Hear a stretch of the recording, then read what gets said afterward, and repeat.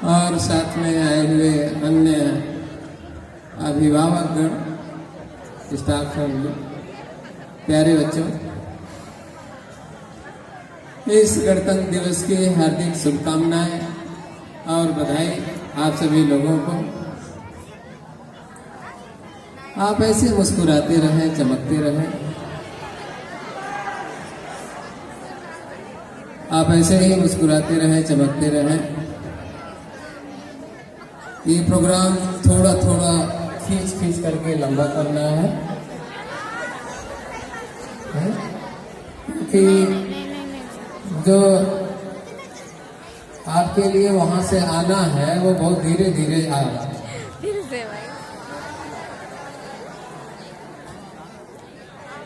प्यारे बच्चों, हम ये जानते हैं कि ब्रिटिश औपनिवेशिक सत्ता को कैसे यहाँ से खदेड़ा गया। हम ये भी जानते हैं कि संविधान के निर्माण की प्रक्रिया कैसे शुरू हुई, संविधान लागू किया गया, लेकिन हम ये नहीं जानते हैं कि हम गुलाम कैसे हो गए, और लोग जानना भी नहीं चाहते हैं कि आखिर गुलाम हम कैसे हो गए, और क्या आज भी हम गुलाम हैं क्या? क्या आज भी गुलाम हैं क्या? हम आज स्वतंत्र हैं। हाँ, तकनीकी रूप से गुलाम हो सकते हैं। पहले होता क्या था कि जब किसी को गुलाम करना है तो उस देश को कब्जा करना पड़ता था, लेकिन आज दुनिया बदल गई है। आज आपको आपके देश को कब्जा करना है तो भौगोलिक कब्जा करने की जरूरत नहीं है। आपके अर्थव्यवस्था को हम दूर से नियंत्रित करें, आपके तकनीक को हम दूर से नियंत्रित करें, और आप हमारे टेक्नोलॉजी पर जीने के लिए बाध्य हो जाएं। आज इसे नियो कॉलोनिज्म कहते हैं, नया उपनिवेशवाद। ये नया उपनिवेशवाद है। आप बाध्य हैं, जितने भी विकासशील देश हैं वे बाध्य हैं अमेरिकी और यूरोपीय देशों के टेक्नोलॉजी के सहारे जीने के लिए। तो दोनों पहलू है, हम स्वतंत्र हैं लेकिन तकनीकी रूप से उन पर आश्रित है। दुनिया दो ध्रुवों में बटी रहती है।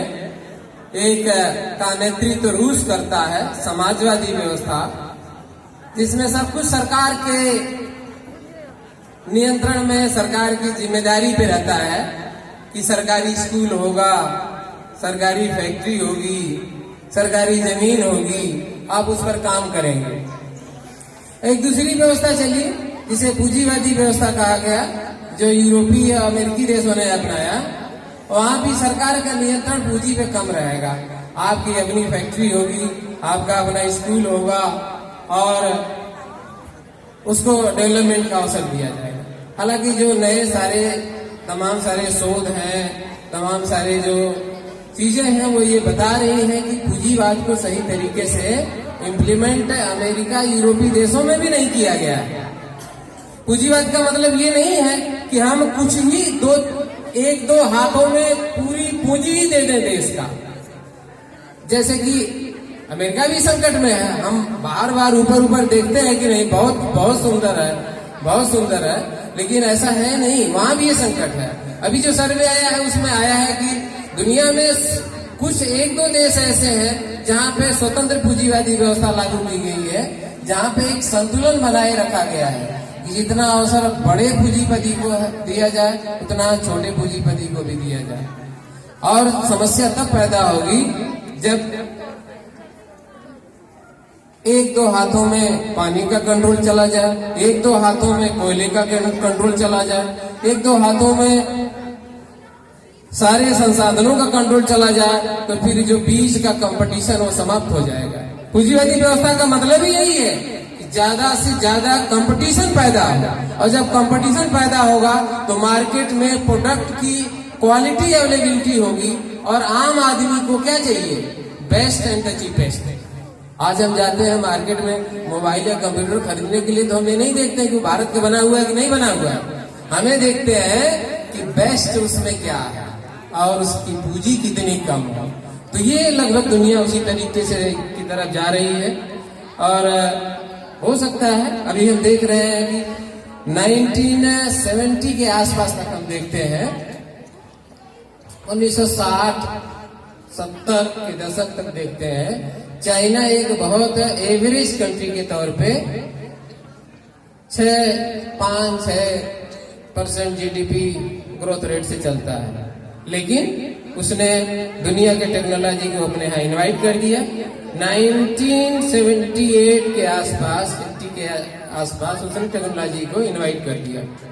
और हमने ये देखा कि आज वो पूरे विश्व के लिए चैलेंज बना हुआ है, पूरे विश्व के लिए चैलेंज बना हुआ, क्योंकि वो एक बहुत बड़ी ग्रोथ रेट देने के लिए तैयार। उन्होंने सरकारीकरण नहीं किया, यद्यपि समाजवादी व्यवस्था वहां पे है, लोकतंत्र नहीं है, लेकिन उन्होंने सरकारीकरण नहीं किया कि सरकारी स्कूल होगा।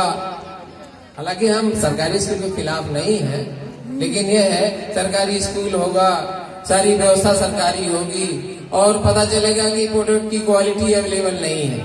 उसने क्या कहा कि हम ग्रोथ रेट इतना दे देंगे, 8%, 10%, इतना ग्रोथ रेट दे देंगे कि हर व्यक्ति को रोजगार अवेलेबल हो जाएगा, हर व्यक्ति को रोजगार अवेलेबल हो जाएगा। तो ये समस्या ही नहीं रहेगी कि वह उसे अवसर मिल रहा है कि अवसर नहीं मिल रहा है। लेकिन हमारा देश जब आजाद होता है तो उस समय दूसरी समस्या रहती है। दूसरी समस्या ये रहती है कि एक बड़ी आबादी को भूखमरी की स्थिति है और बिना सरकार के सहयोग के, बिना सरकारी ढांचा खड़ा किए वहां तक संसाधन पहुंचा। इस देश से चाहे सरकारी स्कूल है चाहे प्राइवेट स्कूल है, करोड़ों युवा निकल रहे हैं जिनके पास कागज की अच्छी खासी डिग्री है, कलर डिग्री है, कागज की एक कलर डिग्री है, अच्छी खासी डिग्री है, और उसे अच्छे 10 लाख, 20 लाख, 40 लाख के आसपास फीस दे करके उसे हासिल किया गया है। लेकिन उसको जब ले करके हम जा रहे हैं तो उसमें कोई जॉब मिलने वाला नहीं है। एक बड़ी आबादी के सामने ये चैलेंज पैदा हो गया है कि हम क्यों ऐसा एजुकेशनल सिस्टम डेवलप करने में सक्षम नहीं हो पा रहे हैं कि जब स्टूडेंट जो है निकल करके कॉलेज से जाए तो वो सक्षम हो, या तो रोजगार पैदा करे या रोजगार उसे मिल जाए। रोजगार मतलब सरकारी नौकरी नहीं, नौकरी अलग चीज है, रोजगार का मतलब हम कुछ भी डेवलप कर सकते हैं। जैसे एक उदाहरण देते हैं, भारत सरकार आम जनता के टैक्सेशन से नवोदय विद्यालय, केंद्रीय विद्यालय, इस तरह के बहुत सारे संस्थान चल रहे हैं, और भी तमाम सारे जो पब्लिक स्कूल हैं, प्राइवेट स्कूल हैं, वो चल रहे हैं। मैं इतना लंबा बोलता नहीं हूँ, लेकिन आदेश मिला है कि आप बोल सकते हैं, तो मैं कहा चल दिए, कोई बात नहीं। हाँ, तो अब जैसे चाइना के साथ हम क्यों जाएंगे बार बार भाग के अगल बगल?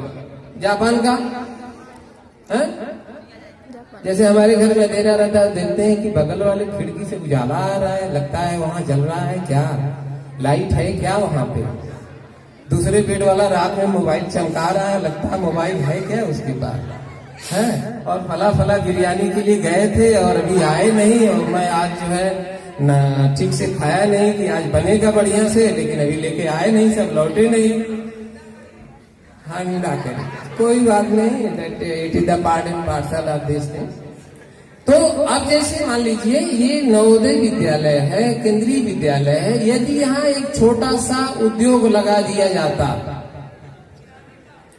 और 1 घंटा वहां पे सबको काम करने का अवसर मिलता, एक अच्छा खासा प्रोडक्शन तैयार होता, ये आश्रित होकर के एजुकेशन सिस्टम चलाने की नौबत नहीं आती।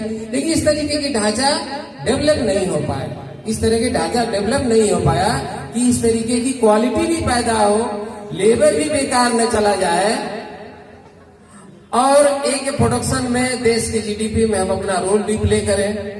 लेकिन हो सकता है ऐसा समय आए, हालांकि सरकार ने यही कोशिश करके एनईपी लागू की कि तमाम कलाएं, स्किल सिखाई जाएंगी और उससे क्वालिटी पैदा होगी।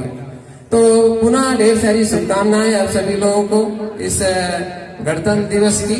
आप गणतंत्र दिवस को सेलिब्रेट करिए, एंजॉय करिए सीमाओं के साथ। धन्यवाद।